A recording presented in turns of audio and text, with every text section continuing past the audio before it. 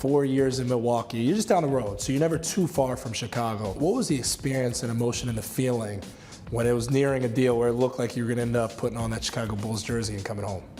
It was exciting, to tell you the truth, just because I grew up here, and as a kid, you always imagine yourself playing in a big stadium, United Center, and fortunate enough, I'm headed there right now.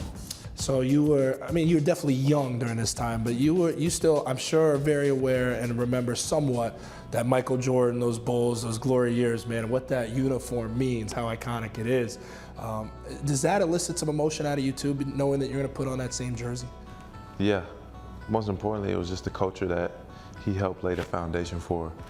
Basketball is a very big identity for the city, and hopefully I can be a trailblazer for that too. Your pops was a hell of a player in his own right, Sonny Parker. He started Farragut. He was the 17th pick in the NBA draft with Golden State. Did you ever feel like there was big shoes to fill? What kind of influence did he have in leading you down the path of ultimately making this your career? When I was much younger, it was maybe a little bit of pressure, just because like I didn't have an identity yet, and I was just trying to scratch and see who I was just going to become. And I was like early grade school, but as I moved on and started working, it just became a lot more exciting. When I was like in high school, it was a lot funnier just to, see that I was, recognized, and, I was getting my state championships early on. It is showtime for Jabari Parker. When you talk about your high school, Simeon, you talk about talent. It's a deep lineage of stars to come out of there on the hardwood. Who are some of those guys that influenced you watching, that you idolized maybe, that came before you in terms of stars from Simeon? Well, Simeon, you just know from the beginning, like they tell you real early, you recognize these guys, you know where they've been, and try to just follow behind. So it's like Ben Wilson was the main guy, sure. 25. Benji. And then Nick Anderson later on, Deion Butler, Derrick Rose, Bobby Simmons, Calvin Brock. I watched Calvin when I was in grade school, and then I fell in line, and I'm proud to say that I'm a part of that rich history. Let's talk about Derrick Rose. Obviously, some easy connections and parallels to be drawn there. A guy who really put on for this city and really represented the best. What is that relationship that you two share?